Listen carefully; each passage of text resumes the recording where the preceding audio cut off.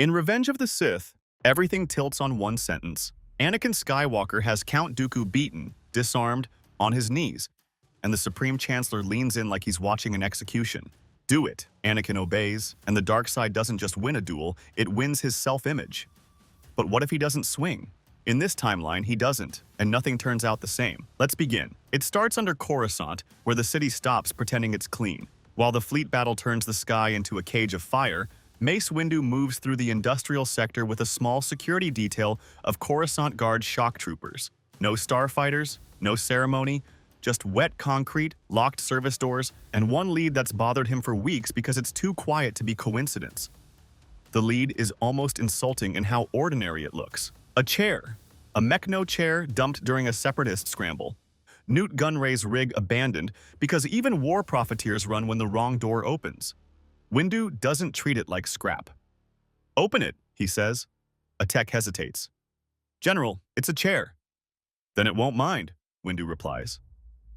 Inside is a sealed channel tucked where nobody searches unless they already expect a secret. A hooded figure appears.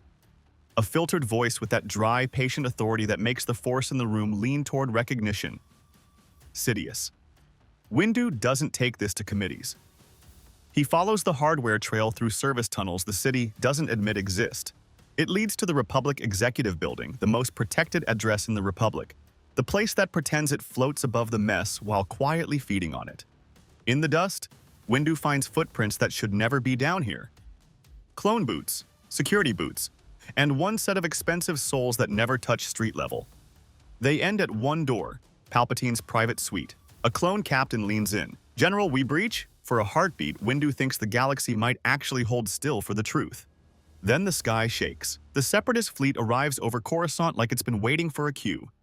Explosions walk across the city. Emergency channels flood every comm. It's the perfect noise storm, the perfect distraction, the perfect reason for every camera and every Jedi to look up. A trap, Windu thinks.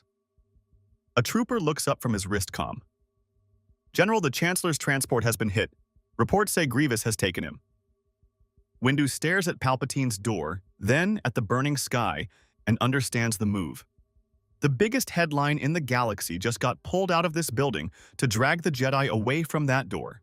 He pivots. "Get me Skywalker and Kenobi. Secure channel, now." Anakin and Obi-Wan are already flying into chaos when Windu's hologram blooms in their cockpit. His face is all angles and severity, like the Force itself learned how to look disappointed. "Kenobi, Skywalker, listen carefully. I have evidence." The trail ends at Palpatine's door. "I believe the Supreme Chancellor is Darth Sidious." Obi-Wan's breathing changes, small but sharp. Anakin's heartbeat gets loud. The idea is enormous, but it also snaps too many memories into place at once. The special access, the private pressure, the way Palpatine always knows which insecurity to touch. "This rescue is a stage," Windu says. "If you see confirmation, don't hesitate. Don't make it personal." The hologram snaps off. Anakin storms for the hangar like he's trying to outrun his own thoughts. Obi-Wan catches him in the corridor and steps into his path before Anakin can turn this into speed and denial. "This war has been arranged too neatly," Obi-Wan says. "We've both felt it." "He's been my friend," Anakin says, and even as he says it, he hears how young it sounds. "He's been your sponsor," Obi-Wan answers. "That's different." Anakin exhales, controlled, clipped. "We split up. If Palpatine is Sidious, he'll try to use you to flip my fear into rage." Obi-Wan hates it, but time is bleeding out of the sky. He nods once. "Find the truth. I'll stop Grievous from escaping." Anakin goes up. The elevator ride through the invisible hand feels too long, like the ship is making him sit with every second. When the doors open, the observation deck is calm in a way that doesn't feel like peace. It feels like a set waiting for a line to be delivered. Palpatine sits bound near the viewport, Coruscant burning outside the glass. "Anakin?" Palpatine says, relief right on cue. "Thank the Force." Anakin keeps his voice flat. "Where's Dooku?" Boots ring above. Count Dooku steps onto the upper balcony, cape hanging, curved hilt in hand, like this is ceremony. His red blade ignites. Palpatine's tone sharpens, barely, the smallest push in the direction he wants the scene to go. Anakin, defend yourself. Blue meets red. Dooku expects fury. Instead, he meets control. They drift away from Palpatine's easy hearing range, sabers hissing, feet sliding on metal, and Dooku keeps trying to bait the reckless charge he's seen 100 times. It doesn't come. Anakin leans in under the blade hum, voice low. Is Palpatine Sidious? Dooku's eyes flick, against his will, toward the chair below. That's all it takes. The answer lands in Anakin like a stone. Suddenly, every concern Palpatine ever whispered about the Council reads like a script. Every compliment reads like a leash. Anakin breaks rhythm, drives Dooku backward, shoves him into the elevator, and slashes the controls. The doors seal, cutting them into a tight metal box that hums with the ship's pain. Dooku straightens slowly, studying Anakin like a puzzle that just changed shape. Anakin lowers his blade a fraction. Not trust, not mercy, just a signal that this doesn't have to end the way Palpatine planned. I know what he is, Anakin says. One master, one apprentice. The extra gets erased. Dooku's jaw tightens. He promised partnership. He promised whatever kept you building his war, Anakin replies. And he's waiting for me to kill you. Dooku's voice goes flat, like the truth tastes bitter. And you want my help. I want this to stop, Anakin says. Then you face what you've done. The Jedi will execute me. Maybe, Anakin says, but if you stay loyal, you're dead anyway. He's already shopping for your replacement. The elevator shudders as the ship takes another hit. Time isn't just running out, it's being ripped out of the walls. Open the doors, Dooku says. Name him, Anakin demands. Dooku exhales like it costs him pride. He is Sidious. Anakin nods once. Then we do it clean. The doors open. Palpatine looks up, delighted, like a man watching an ending he already paid for. Dooku hits the floor first, thrown by a force shove to sell the story. Anakin follows with violent speed, blades crossing down toward Dooku's throat. Dooku catches the strike, blue and red locked inches from his face. Anakin lets the dark side flare just enough to be convincing, just enough for Palpatine to believe the trap is closing. Palpatine smiles wider. Good. Kill him. Anakin flicks his eyes to Dooku, a tiny nod. Dooku releases his saber on purpose, letting it skid away like he's losing control.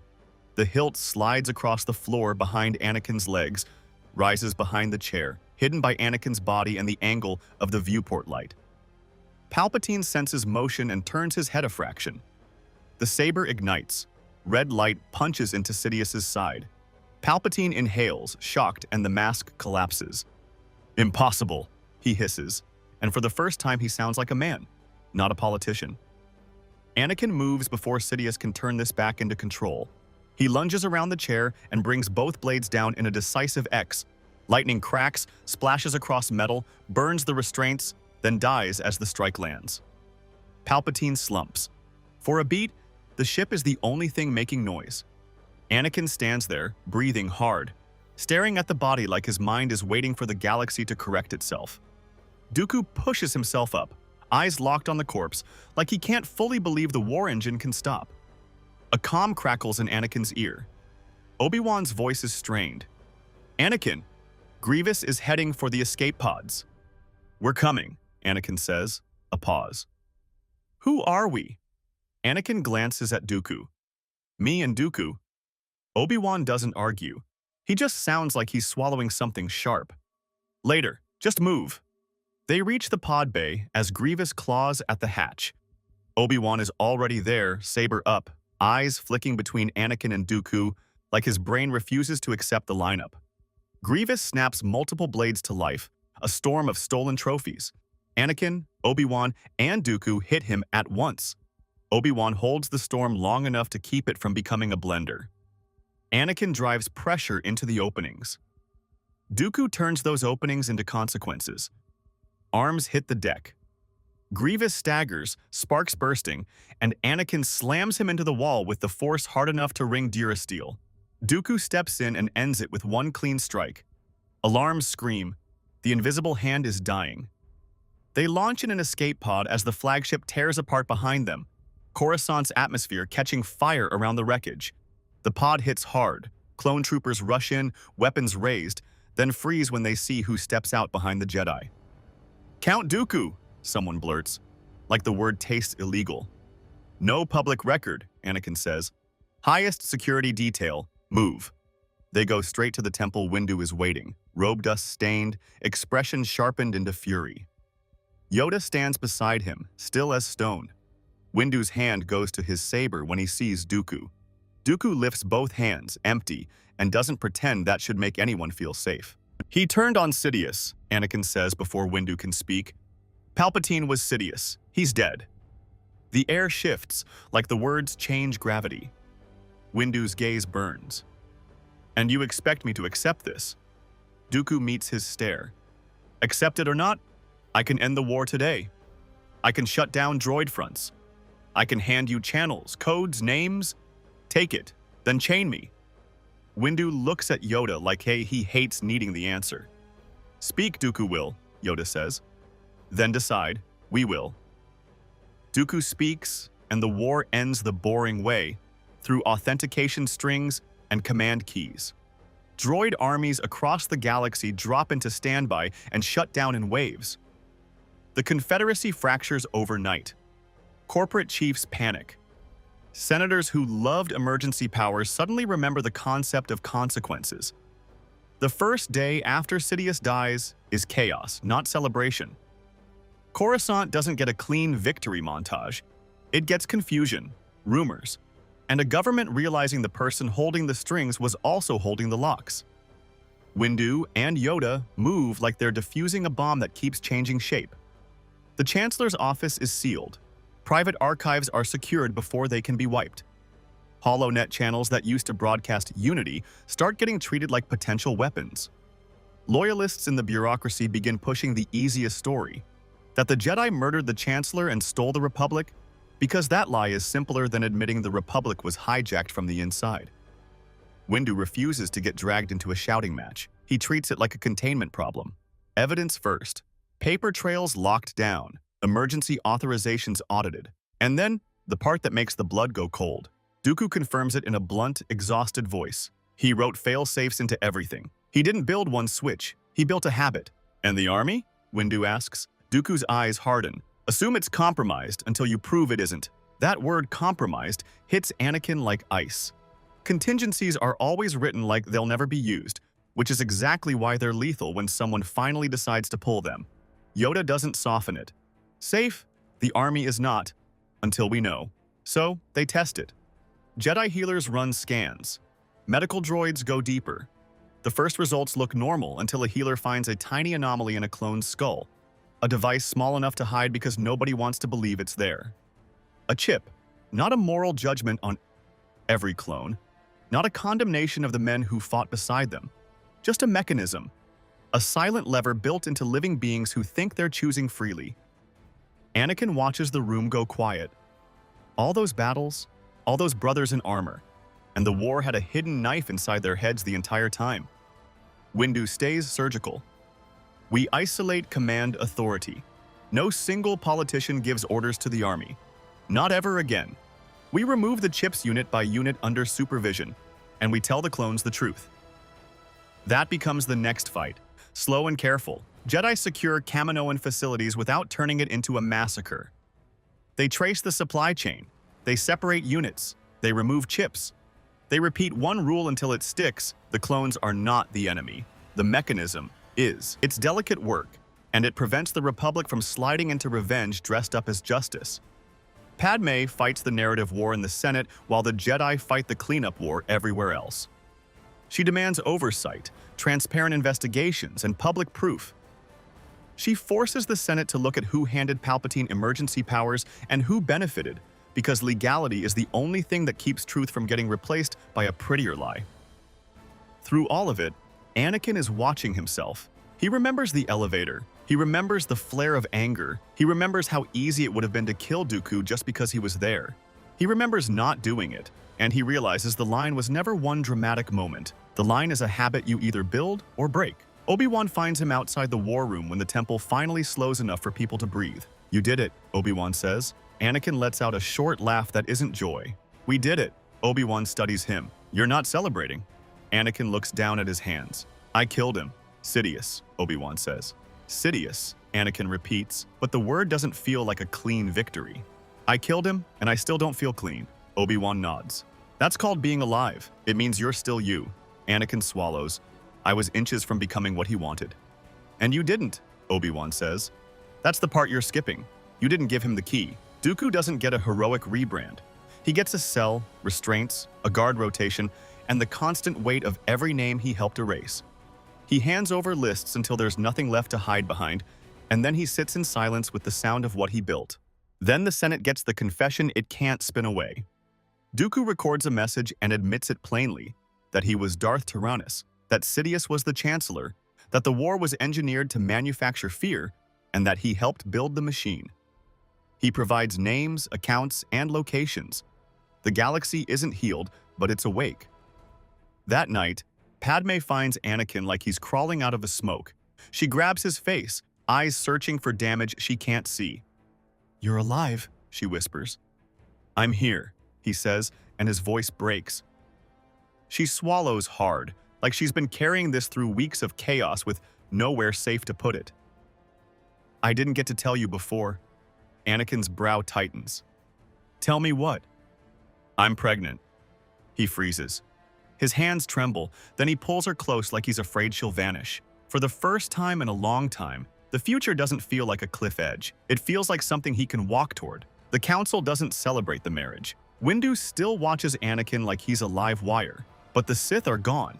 The war is collapsing, and the Jedi finally have a chance to be guardians again instead of generals. Weeks later, Yoda approaches Anakin and Obi-Wan with a look that says the decision is already made. Come with me, you will. Where? Obi-Wan asks. Qui-Gon Jinn, Yoda answers. Obi-Wan goes still, like the name hits a nerve that never healed. Heard him I have, Yoda says. Now you must. They travel to Dagobah because it's where the Force can speak without politics interrupting. Another ship appears in orbit before they land. Dooku. Obi-Wan's jaw tightens.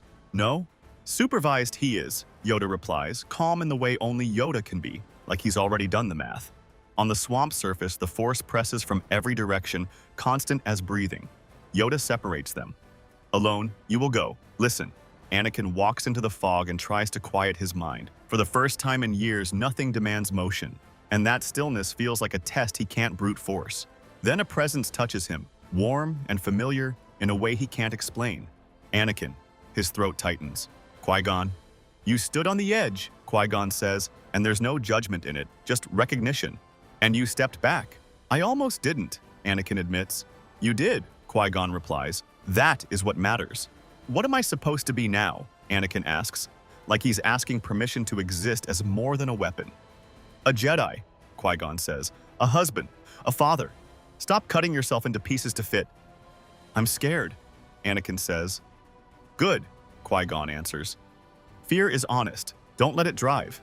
Nearby, Obi-Wan listens too, tears on his face. Obi-Wan. Obi-Wan's voice cracks. Master, I failed. You did not, Qui-Gon replies immediately. You rebuild. Without arrogance. You lead because the time demands it. Yoda listens, quiet as stone. And for once, he doesn't sound like a riddle when he answers the lesson. Then Qui-Gon speaks to Dooku, deeper in the swamp, alone. Dooku? Dooku stiffens. Master. You came back, Qui-Gon says, sadness without accusation. Dooku closes his eyes for a moment, and when he opens them, the arrogance is gone. What's left is exhaustion and clarity. When they regroup by the ships, Dooku remains in exile, watched and contained. He looks at Anakin once. You spared yourself, he says, quiet. Make it worth it. He boards his ship and leaves. The galaxy doesn't become perfect. The war leaves wounds. Senators fight over influence. The Jedi have to relearn how to guard without becoming an arm of politics. But the engine that fed on fear is gone. And in a quiet medical wing of the temple, with the city still rebuilding outside, Anakin holds two newborns in his arms, Luke and Leia, and feels the Force around them like a promise instead of a threat. Windu watches from a distance, arms folded. Obi-Wan steps beside him. He could have taken the path waiting for him, Windu says. But he didn't, Obi-Wan answers. Some truths don't need speeches. The Chosen One was meant to bring balance to the Force. Nobody said it had to feel easy. If you enjoyed this alternative timeline, hit like, subscribe for more Star Wars What If stories, and may the Force be with you.